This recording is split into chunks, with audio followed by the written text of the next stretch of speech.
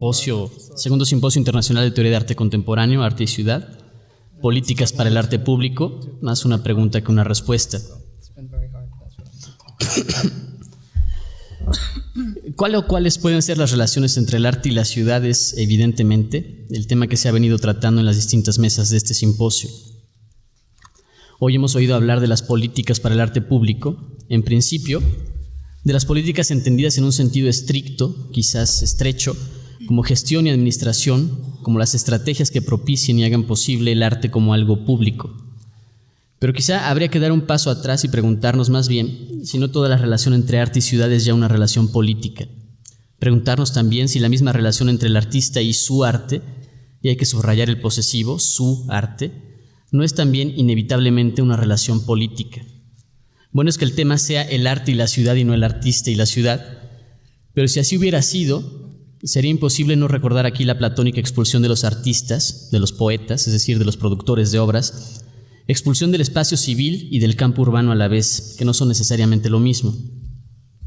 En una serie de ensayos agrupados bajo el título precisamente del artista y la ciudad, el filósofo Eugenio Trías explica la necesidad de esta expulsión en un espacio, el civil, donde todo se encuentra en una relación de interdependencia, de codependencia, regulada por órdenes preestablecidos y que trascienden al individuo, y donde cada cosa es lo que es, dice Trías.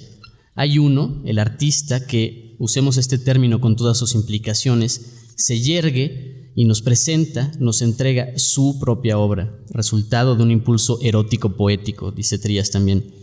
Una obra que, recurramos ahora a Heidegger, abre un mundo para sí, se basta por sí misma. El carácter disolutivo de esta acción, la confusión que a ojos del filósofo político generan los actos y las acciones del artista, justifican su expulsión. Si no desde siempre, al menos desde la modernidad, esa que empieza quizá allá por el Renacimiento, y en especial desde el Romanticismo, el artista ha sido visto como alguien que se distancia de su propio medio cultural, en un gesto dialéctico que niega la tradición para llegar a una nueva síntesis que la supera. Un artista que llega a serlo, como afirma Deleuze del escritor, volviéndose extranjero a su propia lengua, a su propia cultura.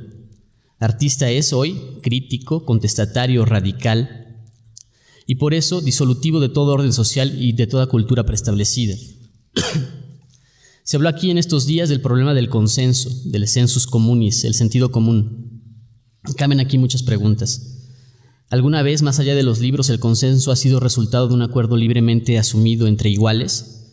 ¿No son la cultura y la tradición, necesariamente públicas, formas de asegurar el consenso y por lo mismo formas políticas de control, lo que no implica necesariamente que sean malignas? La quiebra del consenso debe ser vivida como una pérdida. El arte moderno, como el pensamiento moderno, es causa o efecto de esa quiebra del consenso, del sentido común. El filósofo alemán Peter Sloterdijk dice que la política, en su concepción clásica, ha significado el arte de la copertenencia en las ciudades, el arte. Cita también una estadística de 1993, en la que 1 de cada 5 jóvenes alemanes se siente artista o considera deseable el modo de vida del artista. Puede suponerse, dice, que por artista ya no se entiende al artista creador, sino al último ser humano aureoleado por un permanente flujo de experiencias. La quiebra del consenso hace que nos preguntemos por las posibilidades de la política en una sociedad de artistas, ahí donde la experiencia personal prevalece. No te preguntes qué puede hacer la ciudad por el artista, pregúntate qué puede hacer el artista por la ciudad. Pero entendiendo ampliamente ese poder del artista, lo que el artista puede, cuestionando a la autoridad, sí, pero empezando quizá por el autoritarismo presente en la idea misma de autor, quien tiene control sobre aquello que puede hacer, asumiendo la fuerza política del arte y el arte de la política, más allá de los permisos y reglamentos, de intervenciones y monumentos, de becas y reconocimientos. Todos o muchos aquí quisiéramos que las políticas, en plural, en minúsculas y con comillas, lo que quizá no sea malo, las políticas urbanas de nuestros distintos gobiernos, nos entregaran un Serra en vez de un Sebastián, o peor, de 5 serpientes erguidas que escupen agua. ¿Y eso qué? ¿Cuáles son las implicaciones políticas, con mayúsculas, de que algunos querramos eso en el espacio público, de todos, de nadie, y otros no lo quieran? ¿Cuál política, en singular, será capaz de propiciar que el arte, en el espacio público, sea eso precisamente, público? En esta mesa vamos a tener la participación perdón, de Lorena Wolfer, Bullen Dicken y Neil Leach. Empezamos con Lorena Wolfer, artista visual y activista cultural. Ha presentado su obra en museos, galerías y teatros de diversos países y ha organizado, como promotora cultural, distintos eventos artísticos. Fue cofundadora de Exteresa, espacio de alternativo, y sus textos han sido publicados en distintas revistas culturales y periódicos. Buenas tardes. Hablar de políticas para el arte en espacios públicos, prefiero emplear este término y no el conflictivo arte público. En el panorama actual de la Ciudad de México trae consigo, ineludiblemente, toda una serie de complicaciones. Quienes hemos realizado o intentado realizar proyectos artísticos en el ámbito defeño de lo público, sabemos que estos nos obligan a fungir como una suerte de negociadores entre fuerzas políticas, leyes insuficientes y limitantes y burócratas o funcionarios con intereses encontrados. Hablar sobre algún proyecto de esta naturaleza equivaldría a hacer un largo recuento telenovelesco y chusco sobre reuniones estériles, decisiones arbitrarias y escenas simplemente insólitas, dignas de una tira cómica.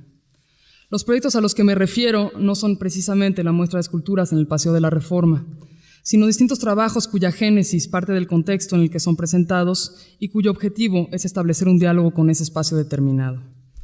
Vienen a colación, por nombrar un solo ejemplo, los motivos que llevaron a César Martínez a cambiar el color de Piedad Entubada, una intervención que realizó a principios de año en un tramo del viaducto como parte de la muestra Agua Bácer.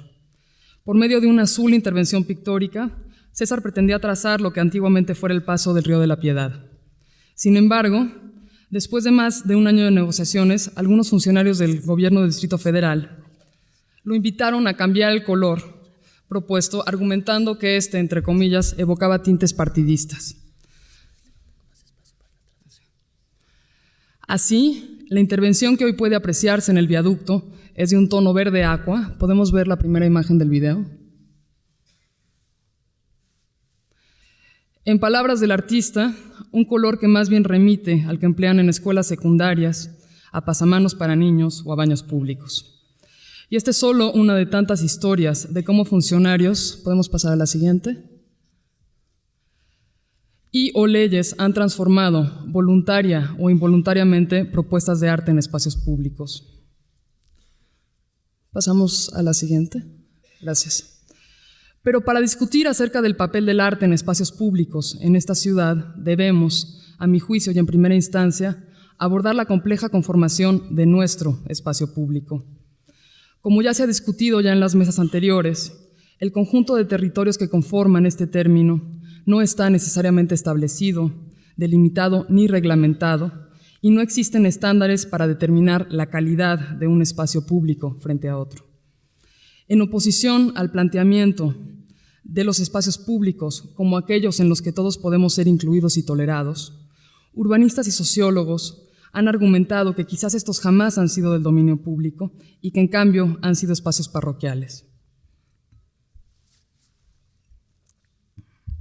Como lo proponen los autores del libro En busca del nuevo dominio público, y cito, aquello que mucha gente experimenta como un espacio público placentero está, en realidad, a menudo dominado por un grupo relativamente homogéneo. El dominio público es, por ende, más que un lugar, una experiencia.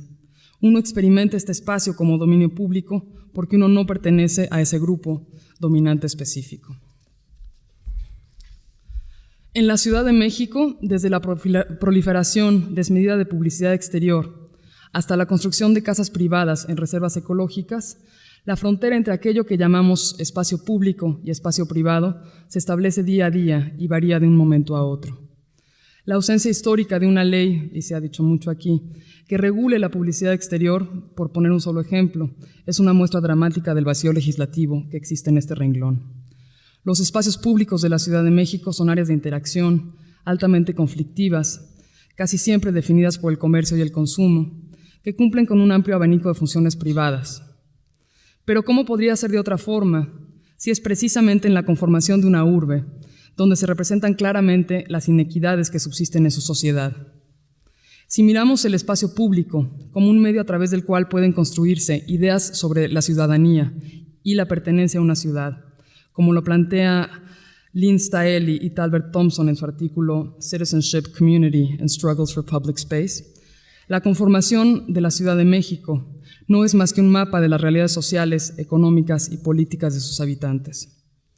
Considerando esta intrincada realidad, creo que habría que comenzar por discutir los complejos motivos a los que obedece la conformación de nuestra ciudad, que incluye un análisis sobre el posible lugar del arte para posteriormente proponer las políticas necesarias.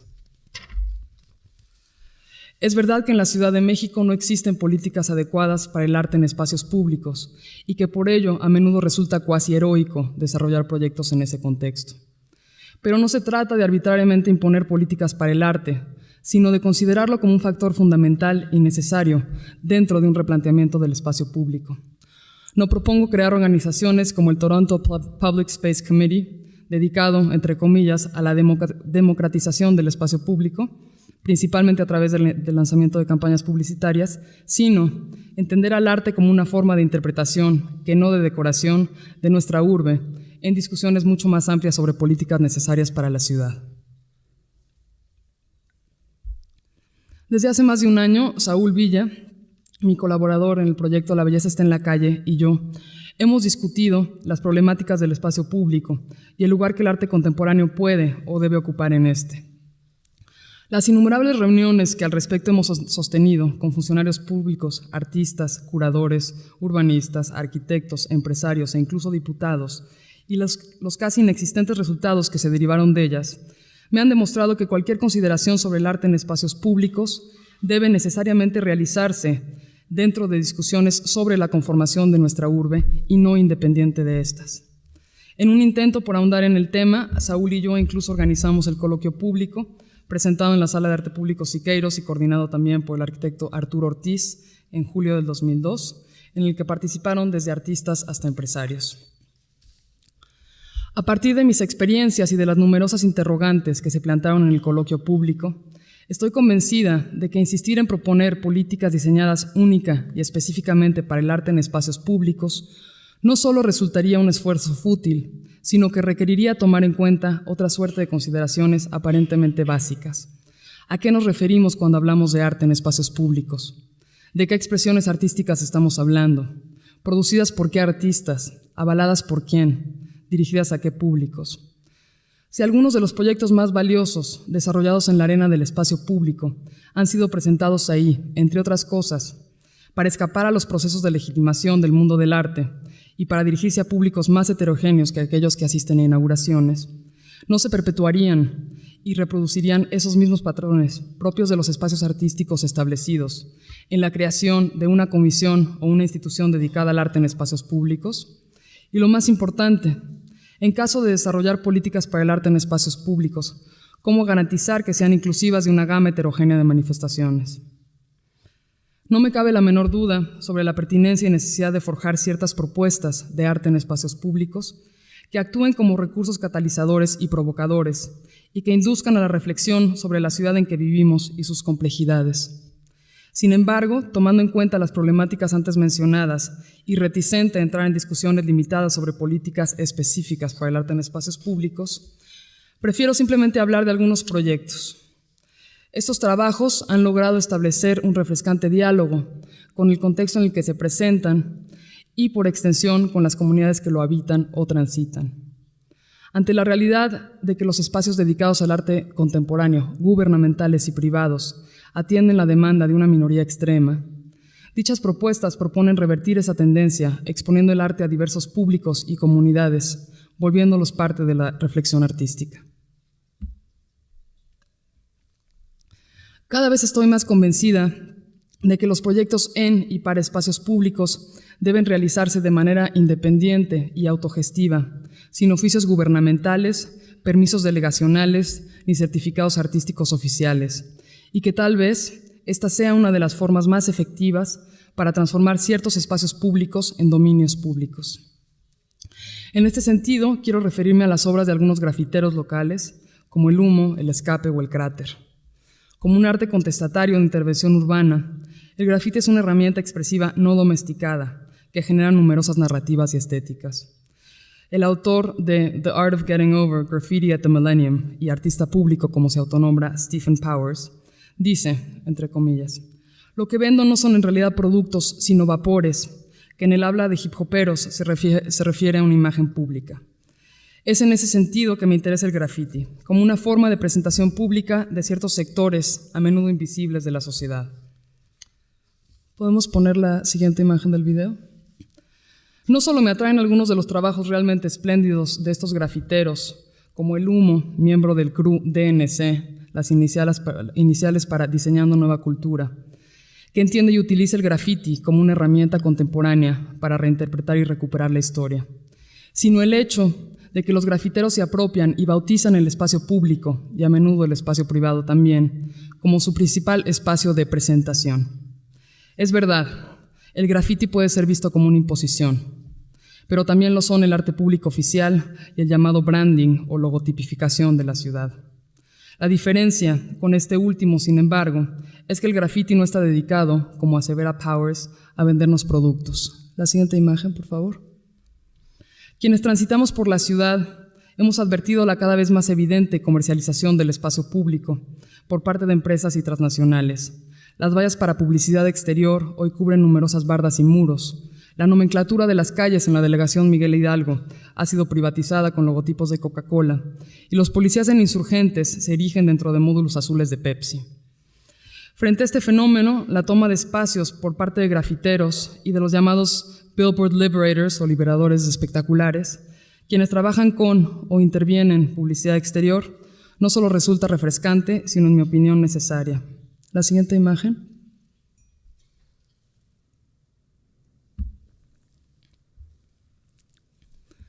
Y la siguiente, por favor. Por mi parte, además de algunos performances presentados en espacios públicos, he realizado 2 proyectos con espectaculares en la Ciudad de México. El primero fue Soy Totalmente de Hierro, un proyecto que llevé a cabo en colaboración con el fotógrafo Martín Vargas y la diseñadora Mónica Martínez en el año 2000. Por medio de 10 anuncios espectaculares colocados en distintos puntos de la ciudad, esta contracampaña buscaba cuestionar y responder a las representaciones estereotípicas femeninas adoptadas por la campaña publicitaria Soy Totalmente Palacio y por otras tantas que irrumpen en el entorno urbano. La que sigue, por favor. Con la idea de crear un espacio publicitario alterno en los propios sitios donde se exhibe la publicidad en la Ciudad de México, mi intención fue propiciar un análisis acerca de las intrincadas formas en las que la sociedad, a través de uno de sus medios más contundentes y reveladores, construye y manipula nuestras nociones de feminidad. La siguiente. En las 5 obras finales no busqué descubrir soluciones instantáneas a problemas añejos. En cambio, intenté articular algunos de los puntos, a mi juicio fundamentales, que rebatieran la forma de representación de las mujeres en la publicidad contemporánea mexicana. La siguiente, por favor. La siguiente.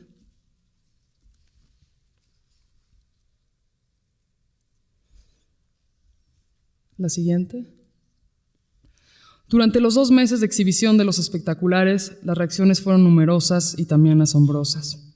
Además de una rueda de prensa, otorgué más de 50 entrevistas a periódicos, revistas y programas televisivos. La siguiente.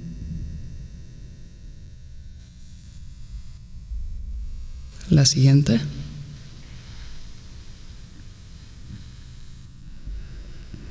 La siguiente. Quizás porque este proyecto no implicaba una supuesta confrontación con una de las grandes tiendas departamentales mexicanas, la versión final y disminuida de La belleza está en la calle no contó con el impacto mediático de Soy Totalmente de Hierro, pero no por ello me parece menos importante. La siguiente. Estas espectaculares están actualmente expuestos. Esto está en ¿quién controla? En Avenida Cuauhtémoc y el Eje 8 Sur. La siguiente. Esto es Circuito Interior a la altura de la colonia Cuauhtémoc. La siguiente. Esto es Revolución a la altura de Mixcoac. La siguiente. Empleando una estrategia distinta y dirigiéndose a públicos más específicos, los trabajos de algunos performanceros abordan y articulan nociones de performatividad en el ámbito público. Si el performance puede funcionar como una metáfora de los contratos implícitos que cotidianamente tienen lugar en nuestra sociedad, como lo postula la estadounidense Cathy O'Dell en su libro Contract with the Skin, estos trabajos buscan alterar los contratos que se representan en el espacio público y, por tanto, redefinirlo por unas cuantas horas.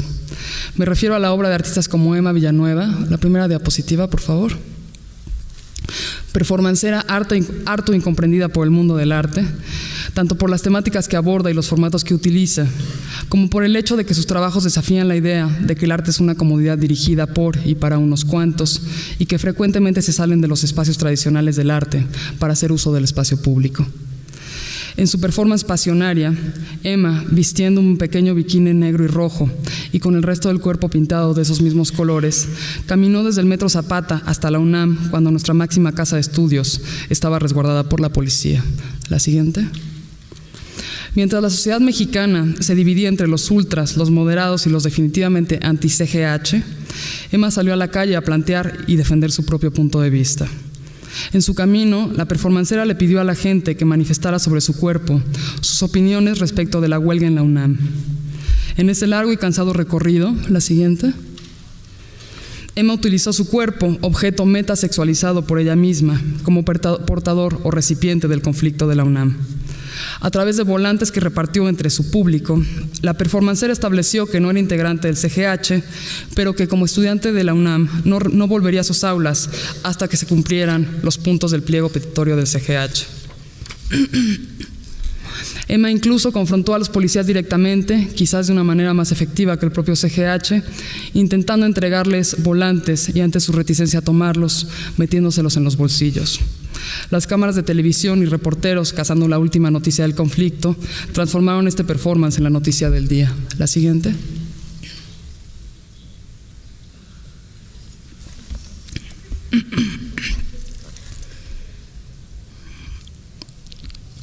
Eso es todo con las diapositivas. Gracias. Por último, quisiera referirme a dos proyectos fundamentados en el establecimiento de un diálogo entre distintas comunidades, promovidos en el Museo de la Ciudad de México, bajo la dirección de Conrado Tostado, con y en las colonias Buenos Aires, Doctores Sur y Tepito. Además de exposiciones y performances, estos proyectos involucraron conferencias, charlas y, más notablemente, visitas guiadas a las colonias citadas. La culpa por la fama, Buenos Aires y Doctores Sur y Tepito, el objeto invendible, estuvieron fundamentados en que las colonias mismas, a través de la voz de sus comunidades, fueran las que se presentaran. Frente a la estigmatización de ambas colonias por parte de la mayoría de la población mexicana o de la ciudad, las visitas guiadas consistieron en invitar a personas de otras zonas de la ciudad a dialogar con los habitantes de Tepito, la Buenos Aires y la Doctores Sur. Así, los visitantes conocieron desde los puntos de vista y experiencias de quienes viven en dichas zonas hasta algunas de las actividades que ahí se realizan, como los desfiles de carros alegóricos dedicados a la Virgen, que se celebra cada 15 de agosto en la Buenos Aires y la Doctores Sur. Entre los distintos componentes de estos proyectos, resalta también la presentación de historietas pintadas por distintos artistas sobre la historia de la Buenos Aires, en las cortinillas de algunos de los negocios que se encuentran en sus calles. Así, la colonia se transformaba por la noche, cuando los negocios estaban cerrados y las cortinillas bajadas, y narraba su propia historia. Si bien puede ser que este tipo de proyectos no se inserten exclusivamente dentro de la categoría de arte en espacios públicos, sí incluyen un diálogo con y entre los habitantes de las zonas en las que tuvieron lugar, que me parece, además de deseable, necesario. En última instancia, creo que las propuestas de arte en espacios públicos más interesantes y acertadas son precisamente aquellas como las emprendidas por el Museo de la Ciudad de México, que se asemejan a proyectos como Code 33, Código 33, de la norteamericana Suzanne Lacy. Código 33 fue un proyecto de arte público que se llevó a cabo a lo largo de 2 años, entre el 98 y el 99, con cientos de jóvenes policías y residentes de la ciudad de Oakland, en California, y que culminó con la presentación de un performance público. El proyecto incluyó talleres de facilitación y confrontación entre jóvenes y policías, producciones en video, reportes de prensa y una serie de discusiones comunitarias. Igual que en el caso de los proyectos en Tepito, la Buenos Aires y la Doctores Sur, esas actividades facilitaron y promovieron una visibilidad distinta de los espacios y las comunidades involucradas, además de que erradicaron o transformaron preconcepciones que se tenían sobre sitios y comunidades específicas. Lejos de defender la obra impuesta en alguna avenida o plaza por el régimen de la ciudadanización de la cultura o la intervención ingeniosa de algún artista en un camellón de la Condesa, creo que los proyectos que valen la pena son precisamente aquellos que nos hacen más visibles, que nos otorgan una presencia y una pertenencia y que nos ayudan a entender quiénes somos y dónde vivimos. Políticas para el arte público, no, muchas gracias.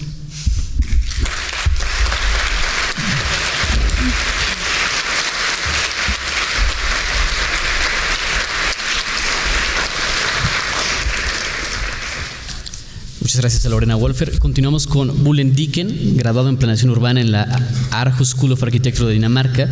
Trabaja en la Universidad de Lancaster desde 1999, dedicándose a la investigación de temas como la ambivalencia social y el fenómeno del camp. Ha publicado Strangers, Ambivalence and Social Theory y numerosos artículos.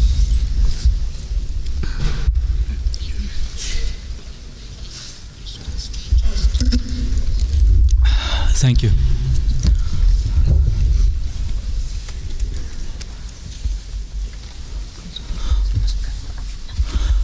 In a joke from the times of the German Democratic Republic, a German worker gets a job in Siberia, and knowing that his letters are going to be read by the police, he makes a deal with his friends. Let's establish a code. If a letter you will get from me is written in ordinary blue ink, it is true. If it is written in red ink, it is false. Es falsa. After a short while, he sends his first letter to his friends. It's written in blue ink. En tinta azul. Everything is wonderful here. Stores are full, food is abundant, apartments are large and properly heated. Movie theaters show films from the West. There are many beautiful girls ready for an affair, etc. The only thing unavailable is red ink. Slavoj Žižek starts his recent book on September 11 with this joke. And the red ink in the joke is of course a symbol of politics, of the missing link in today's post-political society. Like the term transpolitics, popularized by Baudrillard and Murillo years ago, post-politics signals the lack of a shared language in which individual problems can be translated into a collective social terminology. So to say, post-political sociality is a sociality without red ink. In other words, it is the end of society, the end of the city, and the end of politics. To discuss this idea, I would like to open up with 6 short cases or examples. First, let's imagine the situation of a refugee in a refugee camp, that is, of a person who has lost all his political rights. The refugee is reduced to being a human being as such, to a politically naked body, and therefore he is the very subject of human rights. Yet, paradoxically, as Hannah Arendt said years ago, this figure that should have embodied human rights more than any other person marks instead the radical crisis of the concept. What is of interest in this context is that the refugee is excluded. He has, for instance, no citizenship rights in the country in which he seeks asylum, but not really outside. he is absolutely subjected to the power of the juridical political framework of the country in which he seeks asylum. In other words, in the figure of the refugee, inclusion and exclusion are mechanisms that operate simultaneously in a gray zone, making the distinction of inside-outside irrelevant. Second example, it is a symmetrical or opposite one, gated communities. As is well known, the lifestyles marketed in gated communities are held together by technologies of mobility. In these communities, public spaces do not exist. The gates are controlled by private police, and the most basic citizenship rights, such as the right of free movement, are denied outright. Along with other solipsistic urbanscapes, such as shopping malls, theme parks, tourist sites, and so on, gated communities represent a particularistic understanding of ethics and politics, and of course of this city. Seen from the gated communities, the city is made of fragments and fragments alone. It is no longer a common good, thus no longer a city in the classical sense. Third example, rape camps in ex-Yugoslavia. As is well known, the classics on warfare have sought to theorize regular warfare, that is, situations in which one army of men encounters another in a battle to conquest or defend a territory. Recently, however, much attention has been paid to what is called asymmetric warfare, and accordingly to phenomena such as guerrilla tactics, terrorism, hostage-taking, and so on. War rape is an exemplary case of asymmetry, in which the enemy soldier attacks a civilian woman rather than another male soldier. The prime target here is not to hold or take a territory, but to inflict traumas and thus to destroy social ties and group solidarity within the enemy camp. Rape in this case is a fundamental way of abandoning subjects to a state of nature. War rape stamps the mark of sovereignty directly on the body. War rape is essentially a biopolitical strategy aimed at abolishing the distinction between the self and the body, reducing in this case the woman's identity to bare life. Fourth example, sex tourism. Let's imagine, for instance, Ibiza, also called the Gomorrah of the Mediterranean.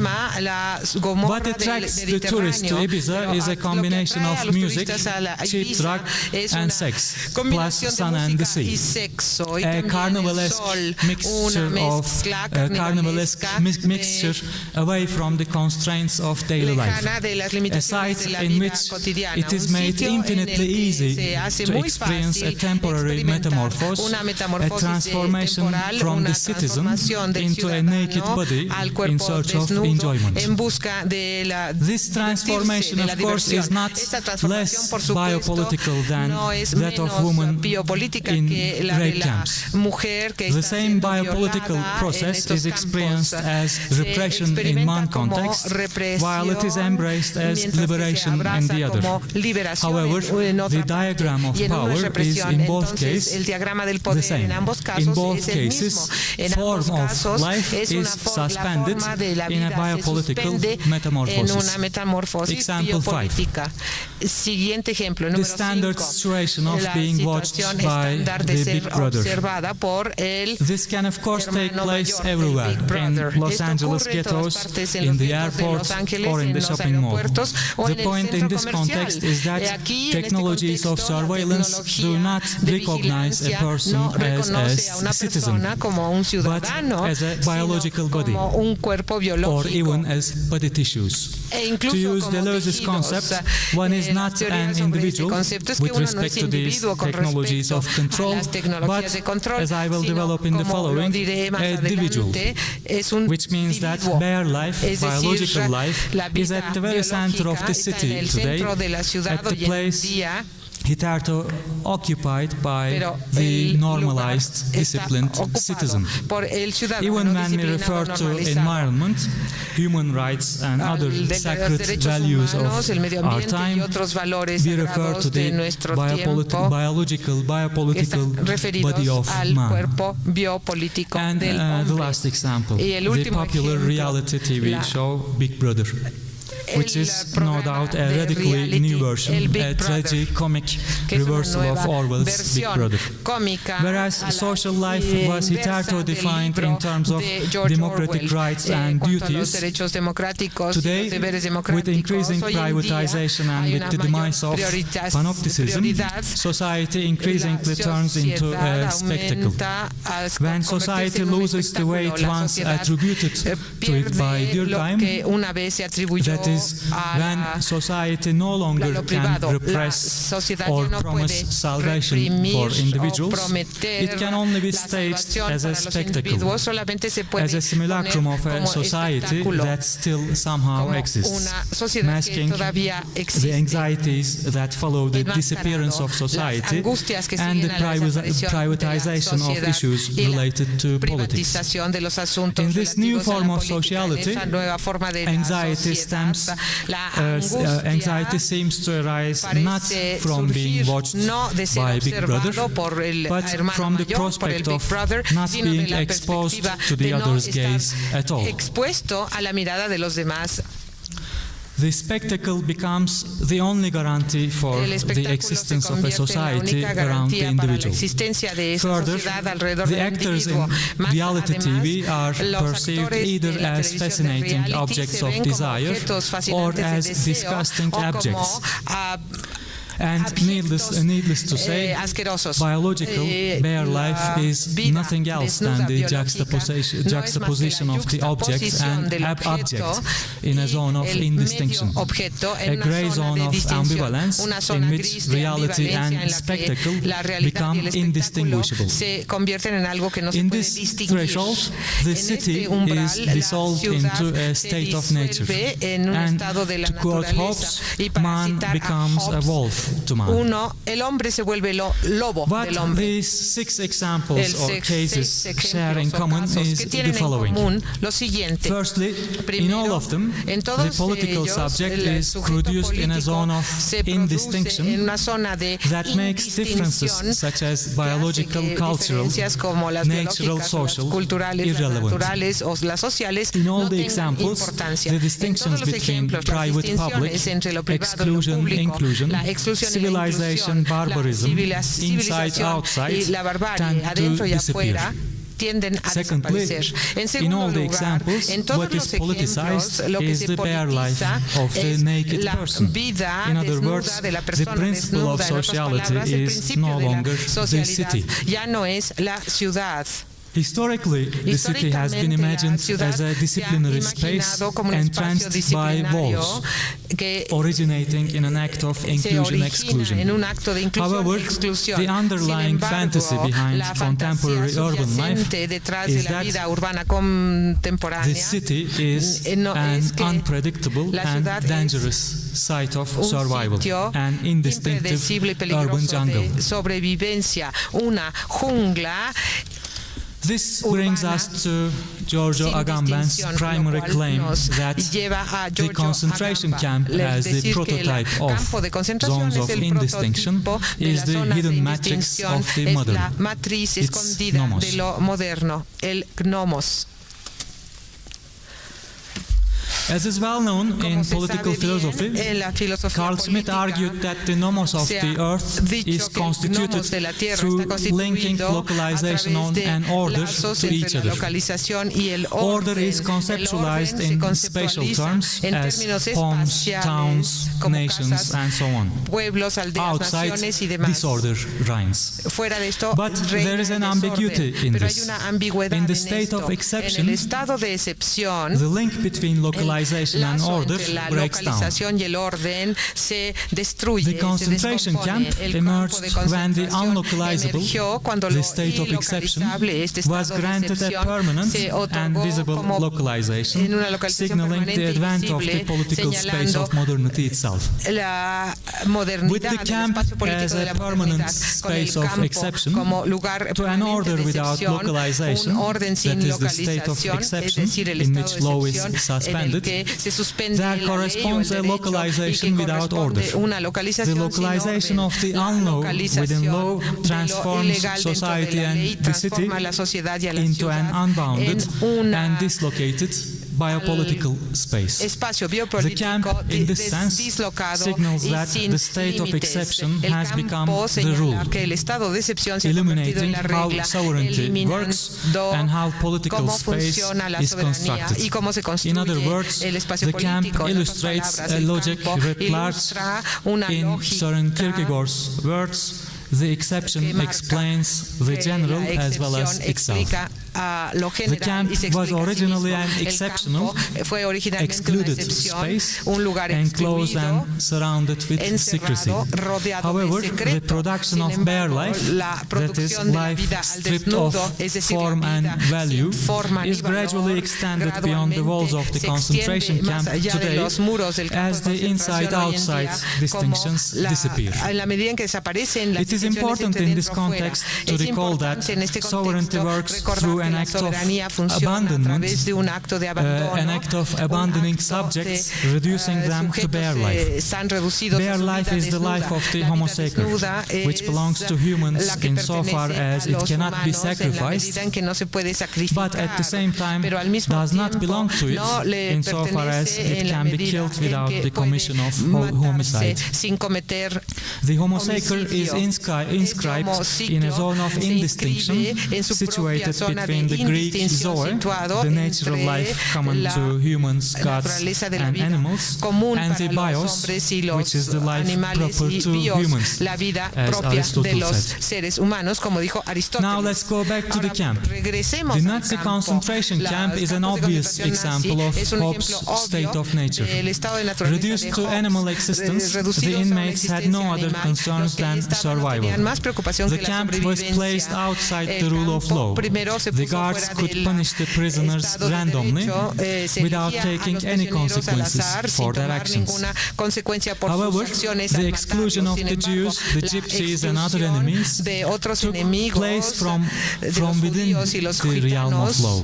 It was a case of inclusive exclusion or exclusive inclusion. That is, sovereignty was not established after the state of nature. The originary sovereign act establishes this ground zero of civilization through an act of abandonment of form of life.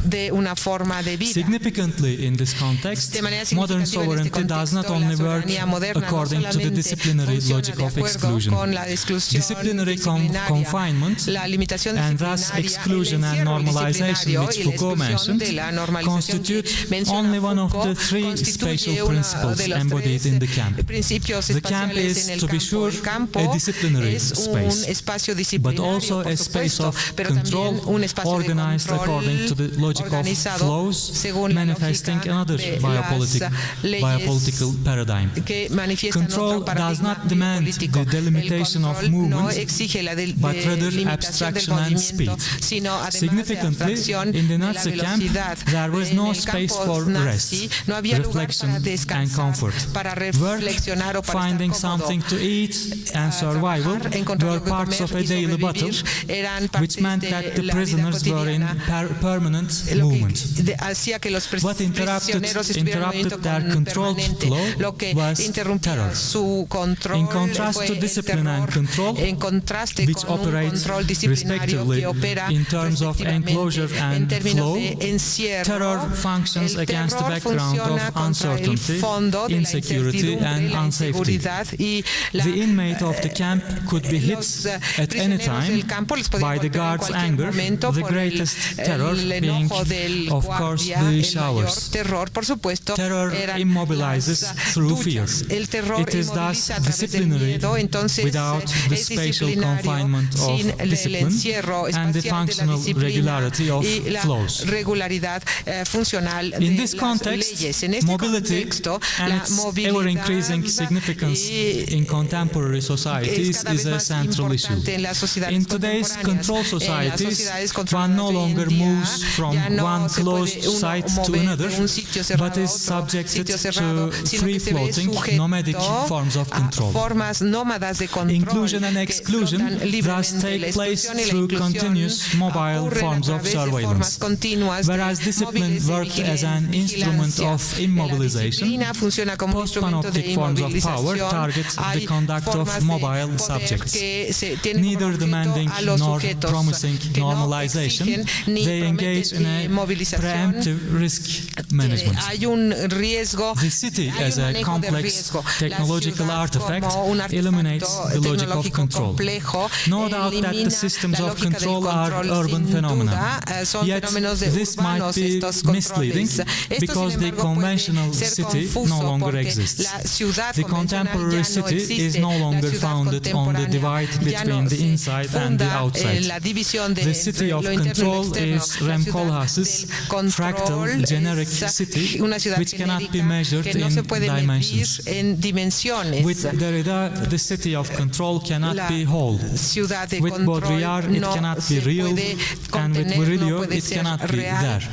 Within the disciplinary diagram of exception, a single authority watches individuals immobilized on the edge of the society. With the diagram of control, for instance the global market, multiple deterritorialized authorities watch mobile individuals, the multitude, through generalized biopolitics.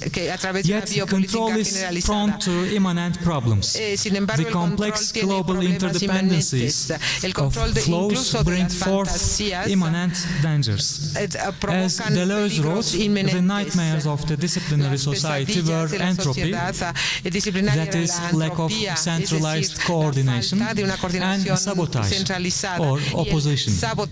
In control society, the dangers are noise and viral contamination. Noise emerges, as Niklas Luhmann would put it, as a problem of miscommunication between the codes and the programs of the differentiated function systems. The viral, on the other hand, emanates in the form of metastasis and remains indifferent to control, bringing with it what Baudrillard calls transparency. Transparency is a flattening process characterized by the intensification of indifference and the indefinite mutation of social domains. When everything becomes political, politics disappears. When everything becomes art, art disappears. When everything becomes sexual, sex disappears. When everything becomes urban, the city disappears. Transparency is disappearance. Transparency is the answer to the question put forth by Baudrillard in the late 80s. Why does the World Trade Center have two towers? The twin towers of the World Trade Center were perfectly smooth surfaces which merely mirrored each other, confirming the irrelevance of distinction and opposition in a postmodern world. Cancelling out difference upon which politics is based, the World Trade Center was a symbol of transpolitics. An obscene system in which dialectical polarity no longer exists. A simulacrum where acts disappear without consequences in indifferent zero-sum signs.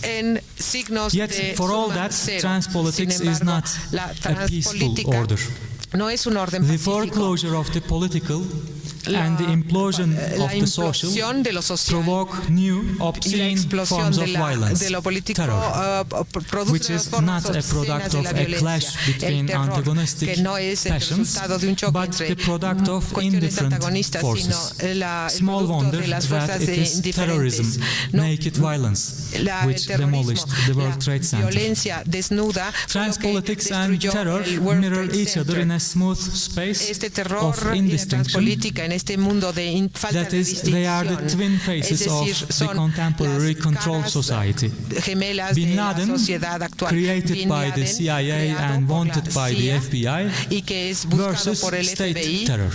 When the police and politics merge, or when the difference between terror and state disappears in a post-political obscenity, they start to justify each other, terrorizing the political itself by transforming it into a hostage. The figure of the subject produced within the disciplinary dispositive was that of the prisoner, inmate. With control, we have the individual, the subject controlled on the move through multiple systemic inscriptions and codes. The figure of the subject regarding terrorism is that of the hostage, an anonymous figure that occupies a radical state of exception beyond the principle of exchange. The hostage is a naked, formless body, which is absolutely convertible. Anybody and everybody can be a hostage. In the disciplinary era, exception was enclosed inside the panopticon, and the ghetto of those defined as other constituted a camp in the form of an island of disorder amidst order. In control society, there emerges a smooth space of discipline beyond the ghetto walls. Yet at the same time, due to transpolitical transparency, anarchy spreads too. As disorder is generalized, the disciplinary situation is reversed. What was hitherto being exceptional becomes normality. Consequently, there emerge islands of order amidst disorder. These gated communities refer to particularistic orders, while outside, in the urban jungle, horror lies in wait. In short, we are witnessing a cyclic process of creating spaces of indistinction. Discipline followed by control, followed by terror, and then the return of discipline as the reversed panopticon, as the politics of security. Discipline establishes sovereignty by creating zones of exception through confinement. Control reverses this, generalizing the fantasy generated by the disciplinary society, that of breaking through the wall. Free movement becomes a necessity. This, however, brings with it an even more sinister, mobile power. Freedom of movement, along strictly regulated flows, comes to coexist with confinement and fixation. Thus, the utopia generated by control society is that of an unregulated flow. Terror emerges here as the utopia specific to control society, as its line of escape. It invests in fear, turning citizens into hostages to homicide. In the transpolitical war against terror, the state extends exception as a permanent state along a totalitarian line of flight from terror. The fantasy generated by terror is, in other words, based on the promise of security, certainty and safety, which brings us back to disciplinary confinement as protection against terror. Discipline opens the space for control, control for terror, and terror for discipline. Where does this then leave us regarding the question, are public art policies necessary? de arte público son necesarias. As I argued, we live today in a time of increasing mobility, estamos en una which is also a time in which populations' ontological status as legal subjects is suspended.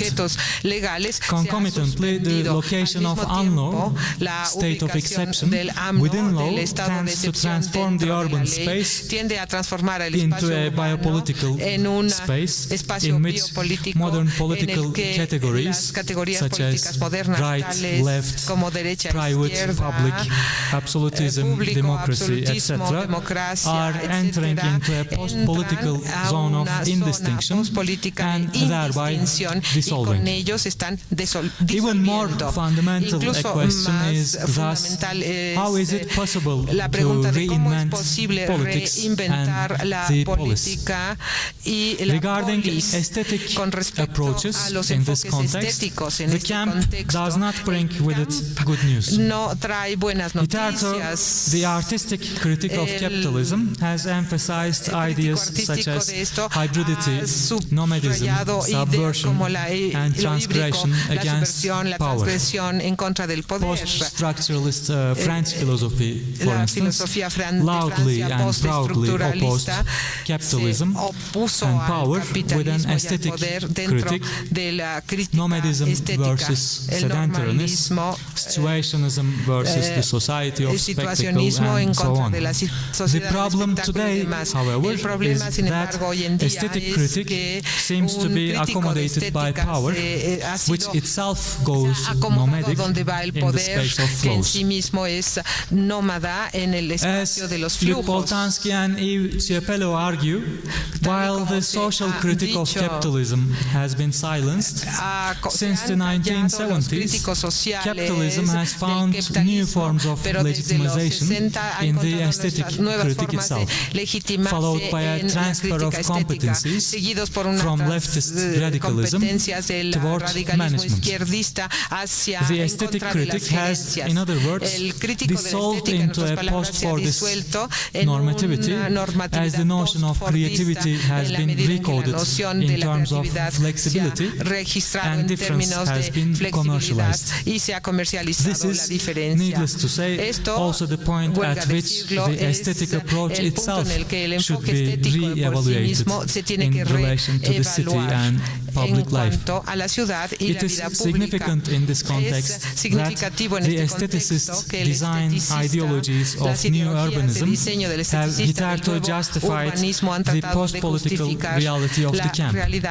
Hence, I would like to reformulate the discussion topic once more as, is it possible to repoliticize urban aesthetics today?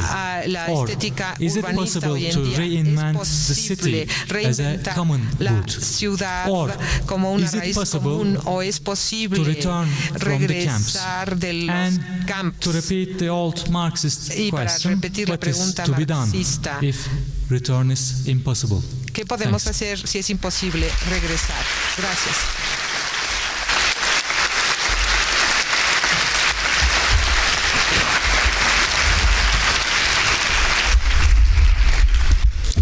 Muchas gracias a Bulent Dicken. Y para terminar la tercera ponencia de esta mesa, antes de la ronda de preguntas, Neil Leach, profesor de arquitectura en la Architectural Association de Londres y en la Universidad de Bath, y también profesor visitante en Columbia, traductor de los libros de la arquitectura de Alberti, y ha escrito, entre otros libros, Rethinking Architecture, Architecture and Revolution, Designing for a Digital World, y traducido al español The Anesthetics of Architecture, o la anestética de la arquitectura, Millennium Culture y The Art of Camouflage, que es un libro que está por aparecer, publicado por MIT.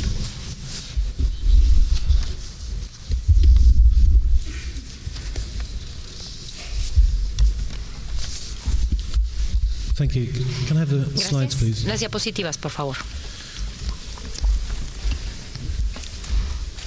Bülent and I entered into an agreement. He was going to give his paper, read it out, and I was going to throw mine away. I realized that you've had 3 days of long, exhausting papers, and rather than give you a long theoretical paper, I thought it would be better to show some slides and chat. But I also realized that rather than addressing the question of policies of public art directly, it may be more useful to offer some reflections on the conference itself, most precisely on the very important paper given by Professor Canclini in the first session.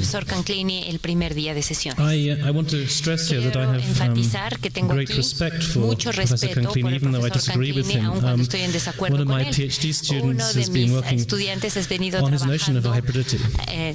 But it seems to me that his approach is radically out of sync with the contemporary urban horizon. And we need to really adopt a more contemporary position. And I would have liked to have seen Professor Canclini in the same session as Raul from Tijuana, because it seemed to me that Raul is really the kind of cyber kid of this present condition, who really has learned to understand urban world. It seems to me that human beings are chameleon-like creatures. They are very adaptive.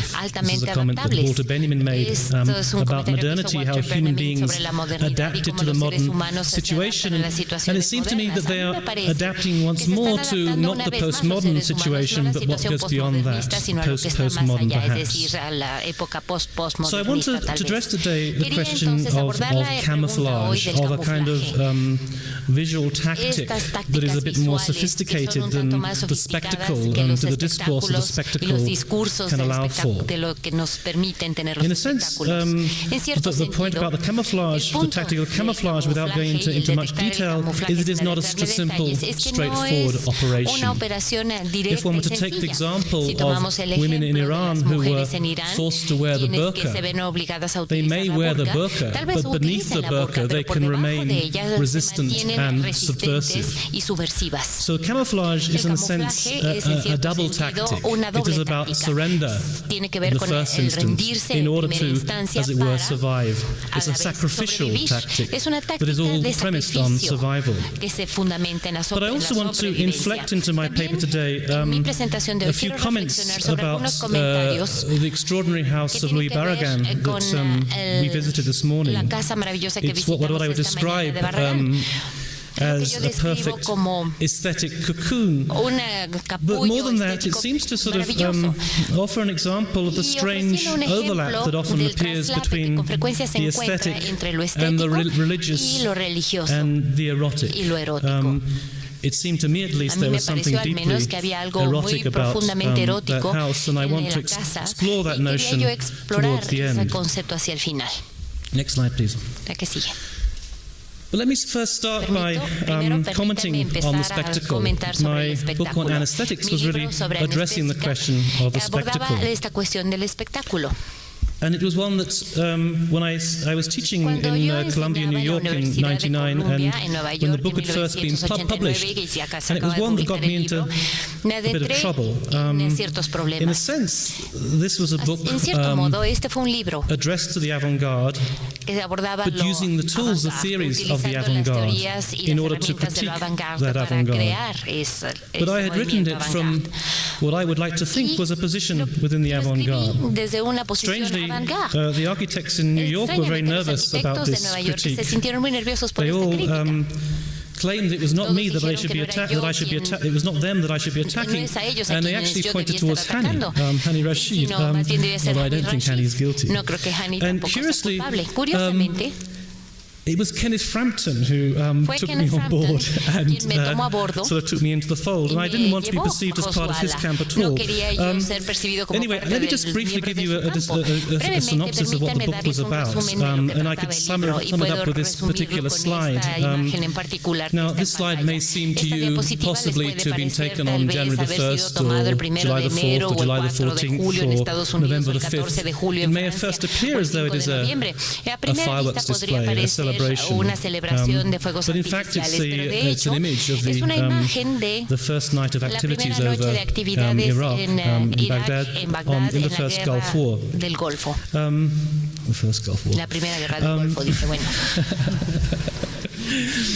What I would point out is that this is a perfect example of a term that has been used in this conference quite a lot. Aestheticization, a process that hasn't been used within the architectural arena very often except by Bernard Tschumi, but it basically means the temptation to read the world in terms of the aesthetic, to see it almost in rose-tinted glasses, which has the effect of rinsing it of its deeper social and political context. En los contextos sociales y políticos más the problem of aestheticization, of seeing the world in terms of its beauty and losing sense of the social and political domain, is particularly prevalent in the context of a world of computers, of seductive, intoxicating images produced by Maya programming and so on.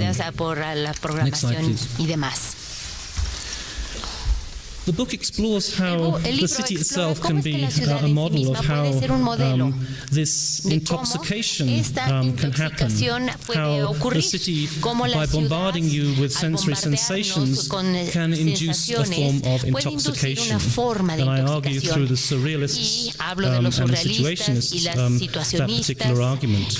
The surrealists in particular devised a tactic of surrendering themselves to the intoxicating impulses, the kaleidoscopic cacophony of the city, as a means of somehow anesthetizing themselves. It had an effect much like a drug. And Benjamin himself explored how you could use hashish as a way of enhancing your experience of the city.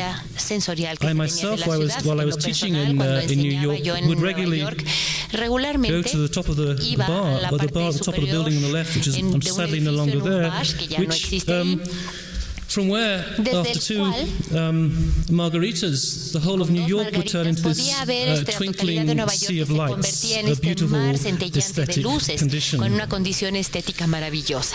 What this amounts to then is a form of escapism. It was pointed out to me that by someone who had been serving in the military, that in a military condition you have to involve yourself in this form of romanticization.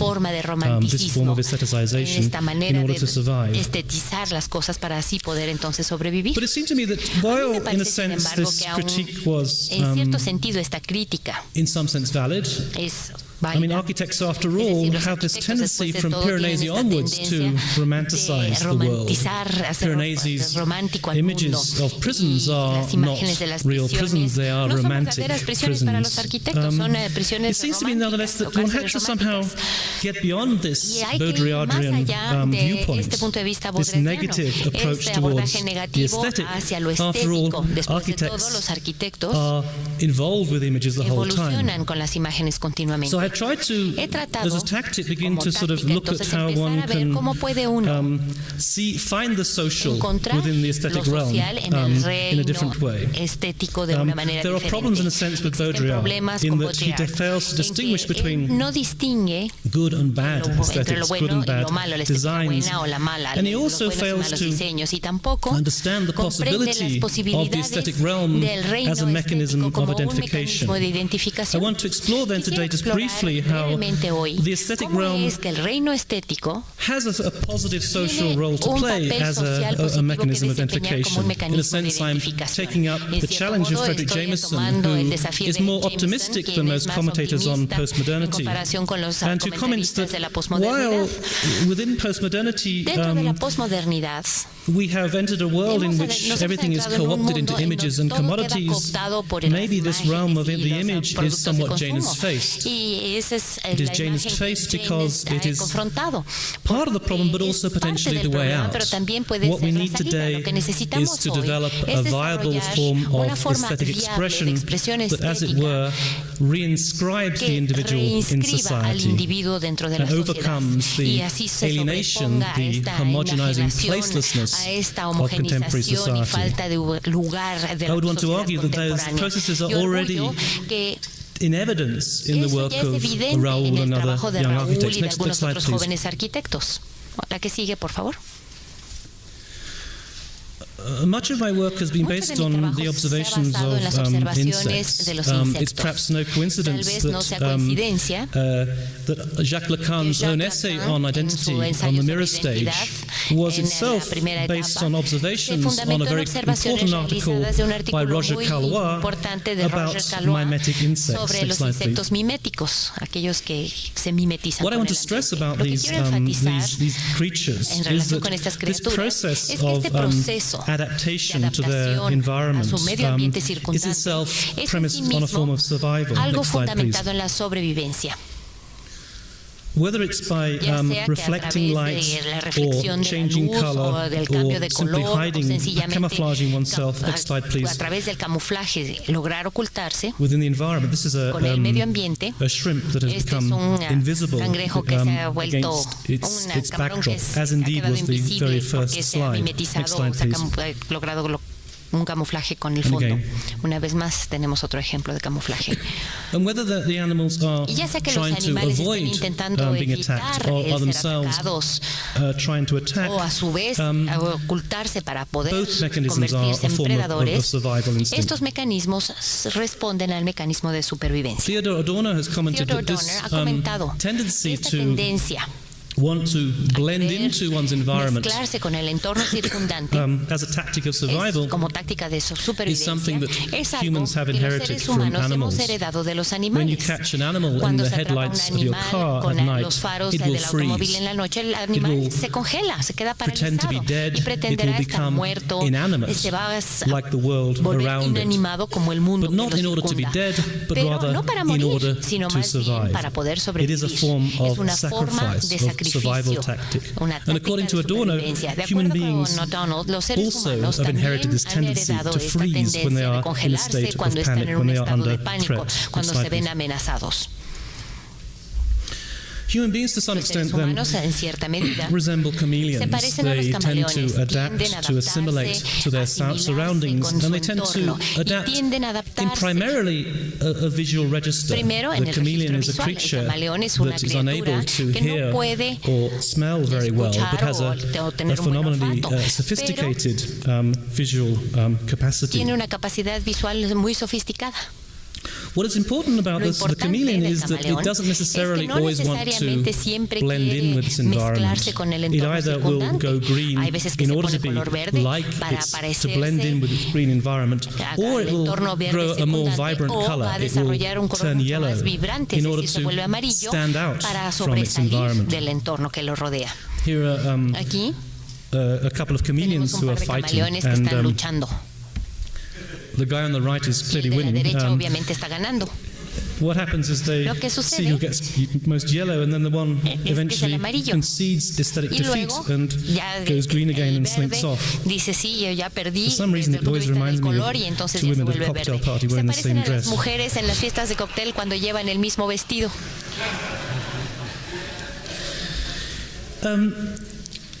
But human beings, Pero los seres humanos, unlike a chameleons, diferencia de los also, well, maybe camaleones, like chameleons, bueno, tal they vez como los also camaleones también blend in se mezclan in a mental way. I mean, Mentalmente, not only do human beings tend to los seres follow humanos fashion and tendemos a follow seguir la trends, moda y but las also they kind tendencias, pero al mismo of think tiempo los their seres way humanos into a mantenemos nuestra forma de situation. pensar dentro When I de was las teaching in situaciones. Cuando enseñaba yo Colombia, en Colombia, my students were mis kind of alumnos offended that I se had told sentían them they were ofendidos porque les always dije que copying siempre other estaban people copiando a otros and blending y in. mezclándose. So I said to them, well, Y next luego time les you dije, are bueno, la próxima in the vez que lift estén going up to ustedes en el the top elevador floor, para just look around you. subir, vean a su Of course, alrededor. everyone was wearing black, Obviamente todos apart from estaban Bernard vestidos de Schumi, negro, who excepto had a por red Bernard scarf Schumi, and que was tenía una mercilessly máscara teased roja for that. y que obviamente toda Next la slide, vida please. era objeto de burla. But the point being is that human El beings punto es que los seres humanos mentally also think themselves mentalmente into a piensan en cuanto a sí situation. mismos sobre las Let me, for situaciones. example, give you Por ejemplo, an example. Dejen que les diga lo siguiente. if you find yourself se in encuentran a sí mismos a new hotel en room, una nueva habitación de possibly a hotel new apartment, o tal vez en su it may apartamento, seem very unfamiliar puede to begin with. parecerles It may poco seem very familiar al alienating. principio, You un lugar don't feel at home. enajenante, no se But what is sienten very en casa, sino curious hasta is que that there is transcurrido almost un like cierto tiempo. Pero lo que es muy interesante es humans que are almost programmed to esta adapt programación and en to los blend seres into humanos their para environment. adaptarse y a After 2 or 3 mezclarse nights, con el medio ambiente, staying después in de a 2 o hotel 3 room, noches somehow estaría it en gets una to be habitación de more hotel, esa familiar habitación de and you hotel se feel vuelve mucho at más home. familiar y se It's a siente uno process como that en casa. Es happens un proceso even in the que most ocurre harsh aún of conditions. en las This is a situaciones slide of más possibly duras. the Esta es una harshest conditions diapositiva de una de one las could condiciones find, más difíciles que puede uno confrontar, some cells in en donde tenemos Alcatraz. algunas de las celdas de la What is prisión de interesting, though, Alcatraz. Lo about que the es cells in interesante Alcatraz sobre is estas that, celdas de and Alcatraz if you go es around que them, si they are now camina a uno museum. alrededor de ellas, que There's ahora es some un very museo, intriguing observations hay made cosas muy by some of interesantes que se the han former observado por inmates. parte de algunos de los antiguos One of the reclusos. inmates, Uno de los prisioneros, Leon Whitey Thompson, Leon comments Whitey about Thompson, his comenta sobre relationship su to his relación cell. con su celda.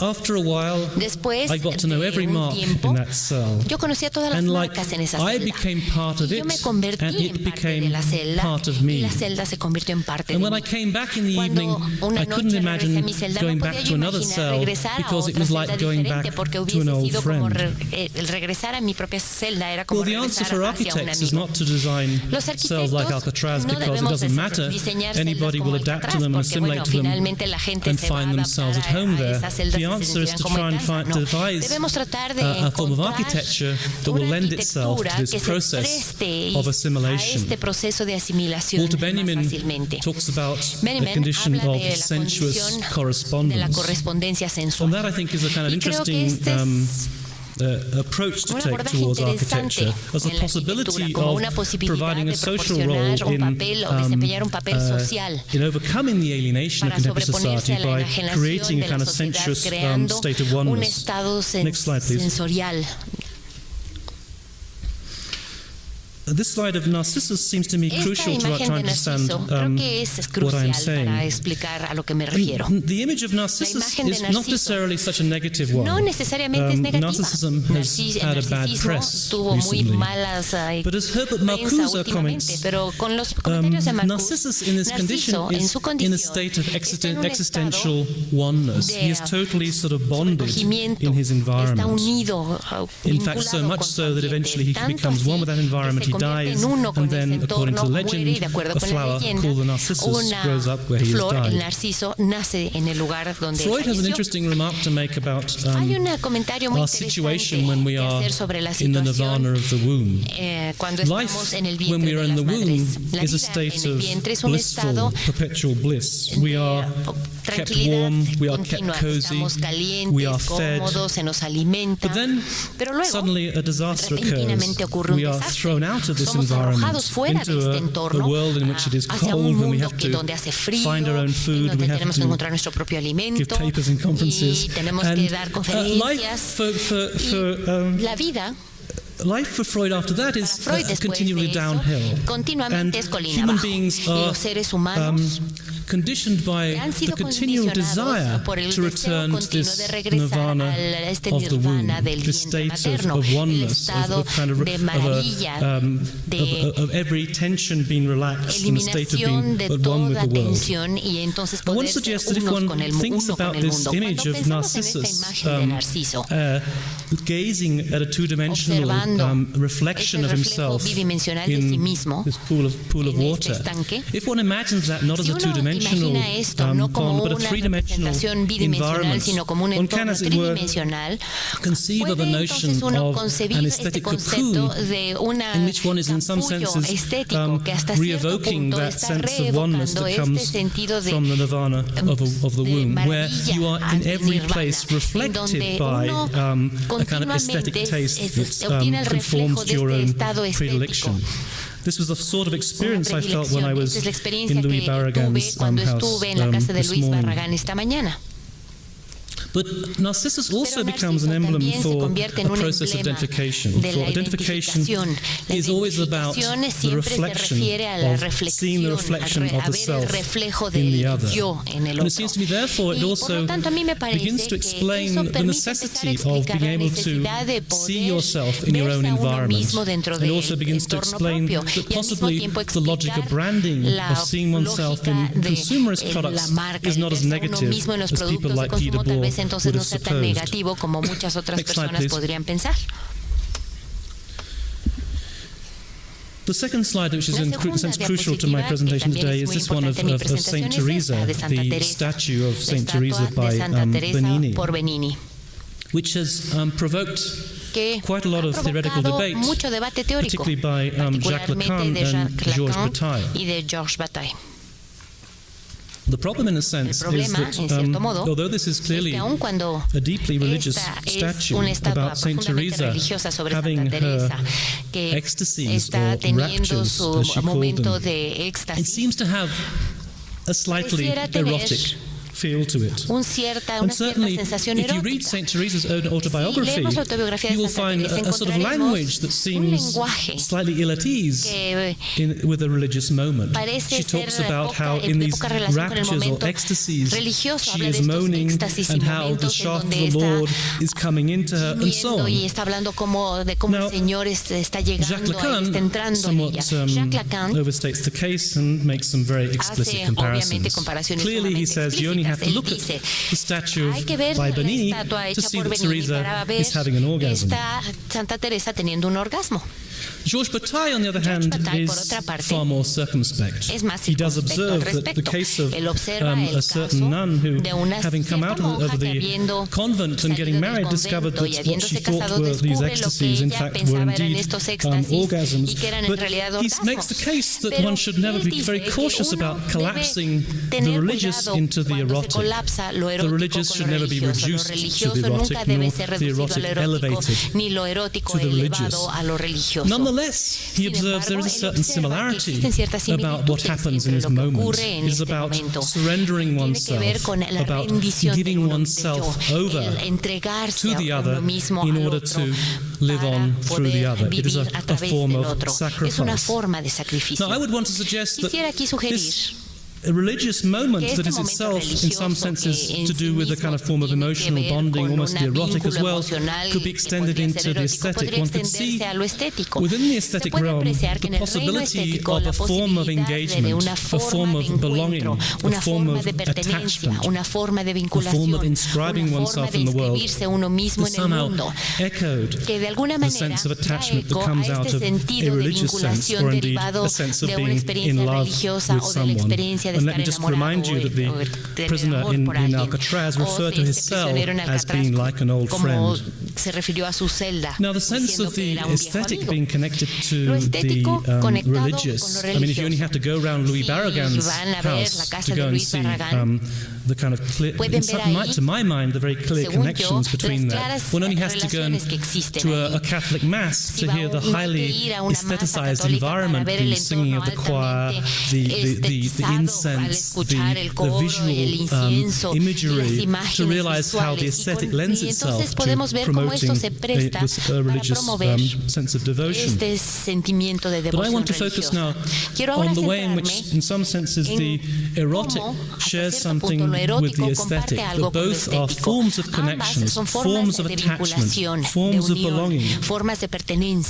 Adorno makes the explicit comparison between the act of love and the aesthetic engagement. But it is perhaps Julia Kristeva who begins to develop a kind of theory of art related to the notion of love, which is probably most convincing in a way. Kristeva talks about how art becomes a way of overcoming a form of melancholia. Melancholia is a form of inward spiral in which one is simply not connecting with the world, whereas art is a way of connecting with the world, of opening oneself up to the other. Art, paradoxically, is born of a form of melancholia itself. It becomes born of, but also a way of overcoming the kind of inward spiral of melancholia. At the same time, she is very careful to, when she's talking about art, not to refer to art as eros, as a deeply erotic art. For her, she refers to a form of love which she calls agape, which is the term used for communion in the Mass. It's a form of selfless devotion to the other. I simply want to suggest here that one can therefore at least begin to sketch out a social role for the aesthetic as a mechanism of belonging, as a mechanism of overcoming the horror vacui of a depersonalized, alienated sort of condition in which we find ourselves today. Let me, next slide please. Let me pass on as a way of finishing my paper to another example. There are many ways in which one can begin to theorize this process of attaching oneself, of belonging through aesthetic practices. But one of the ways one can look at it is through the example which Deleuze and Guattari give of the wasp and the orchid in their book 1000 Plateaux. They talk about this process in terms of their concept of becoming. Becoming relates very closely to my sense of belonging. The case of the wasp and the orchid is a curious one. It relates to this particular orchid, which apparently resembles a female wasp. The male wasp, and also it resembles in its appearance and indeed in its smell the female wasp. The male wasp lands on this supposedly female wasp, gets very excited by the velvety texture of the flower. And in this process, which Friedrich Barth describes as pseudo-copulation, thinks that it is maybe having sex with the orchid. After a while, the wasp realizes that it has been deceived and flies off to find another orchid or another wasp. But in the process of this excited moment, the orchid is releasing its pollen onto the wasp. Next slide, please. Deleuze describes this as a process of mutual becoming. The wasp becomes like the orchid, and the orchid becomes like the wasp. Both, as it were, adapted to one another. I want to finish now with a short video which puts this whole... can we have the video, please?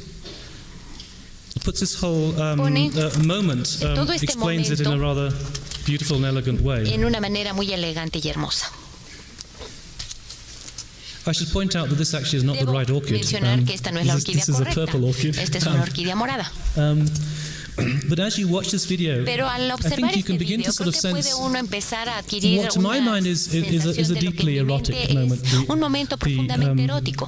You can see now the pollen coming down and being deposited on the back of the wasp.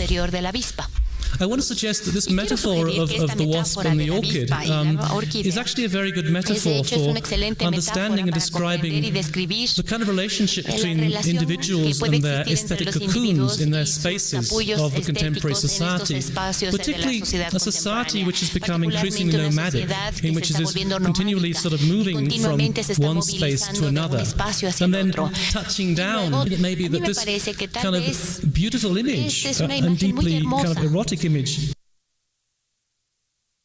Let me finish. It seems to me then that against the arguments that are put forward against the spectacle, against the culture of the aesthetic, against the problem of aestheticization, that one can reclaim a certain social role for the aesthetic realm, a role that is based on providing people with a sense of belonging, an attachment.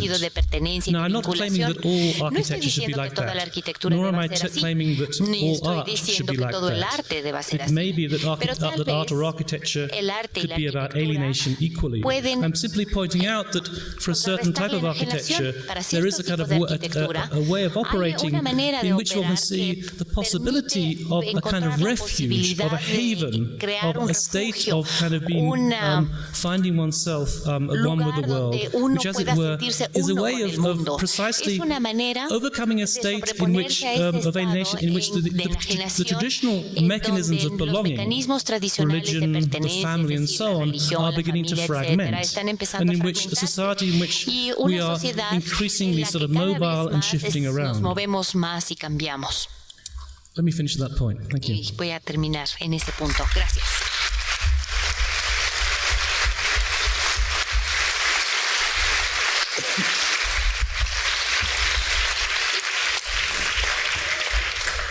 Gracias, Anilich. Nos piden, por favor, que vamos a tener la sesión de preguntas y respuestas dentro de 15 minutos. Si podemos todos salir del teatro, porque van a ver las pruebas para la conferencia de Hani Rashid después, entonces tenemos que salir todos para que se puedan hacer las pruebas. Regresamos en 15 minutos a la porque tenemos el tiempo contado. Ustedes saben que después de esto viene la conferencia magistral de Hani Rashid.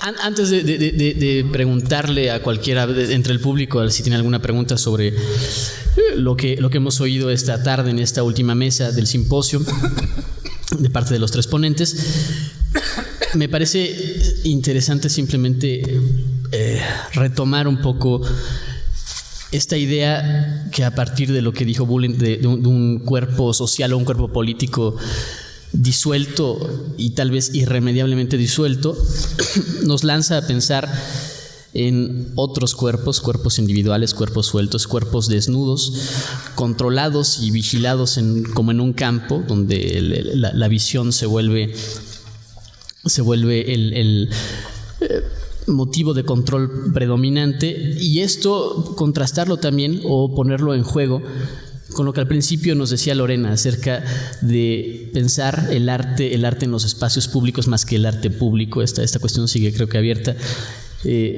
como una manera de hacernos presentes o de representarnos en ese espacio público, de hacernos visibles, decía ella. La imagen de la mujer pintada frente a los soldados que la acechan con su cámara, creo que es muy clara en relación a esto. Y esto, finalmente, ¿cómo se puede relacionar o cómo se puede conectar con la idea del camuflaje, del pasar desapercibido en lugar de hacerse visible y de hacerse presente en este espacio público, de pasar desapercibido para hacerse uno con el medio, como la avispa que finalmente es engañada por la flor y que no logra ser comunidad o acoplarse con otra avispa, sino con algo que le toma el pelo, si es que las avispas tienen pelo. Planteando esto, y no sé si alguien aquí de los presentes tiene alguna pregunta en especial para los ponentes. Allá atrás, Carlos Aranda. Bueno, creo que completamos un círculo de preocupaciones en torno a un grupo de temas que se han tratado. Desgraciadamente, no comparto el entusiasmo o el excesivo optimismo de Jonah Friedman que tuvimos en la primera mesa. Y es que la condición de la vida moderna y sobre todo la condición de vivir en las ciudades es una condición continua de guerra. Es decir, casi siempre somos prisioneros de diferentes condiciones, prisioneros de triunfar, por ejemplo, de triunfar en determinados medios. Somos prisioneros de condiciones sociales. Si vivimos en determinados barrios o colonias de determinadas ciudades, nos vestimos y nos camuflajeamos dentro de ese entorno. O a su vez, en otros entornos nos desnudamos probablemente de cierto tipo de situaciones para volvernos otra vez prisioneros de esa nueva condición social. Aquí se ha tocado mucho un tema sobre una guerra no declarada entre el Estado y la institución pública contra los individuos. Es decir, no es solamente estas cámaras de vigilancia de nuestros comportamientos, sino que además ahora nos fascina creernos estrellas de nuestras propias prisiones, y entonces tratamos de concursar en estos asuntos de Big Brother o academias del mundo, ¿no? Para que nuestras imágenes o nuestros seres o nuestras almas entren de lleno a una cárcel pública de exhibición pública. La pregunta es dirigida a los tres, es que empezamos con una nota lírica casi de Arcadia con Jonah Friedman, y estamos terminando con un asunto mitad pesimista, en donde al parecer el único refugio que ofrece Ken Licht es estos huevos, nidos, refugios contra una serie de condiciones. Nuestra pregunta es, o mi pregunta específica es, ¿qué perspectivas tenemos, ya sea como cómplices, porque eso es lo único que somos, ni siquiera somos colegas, cómplices de una serie de condicionamientos sociales, ya sea lo mismo para exhibir arte en áreas públicas que en áreas privadas, y cómo convivir hacia un futuro si lo que aparentemente ofrece esta mesa son solamente unas notas extremadamente pesimistas?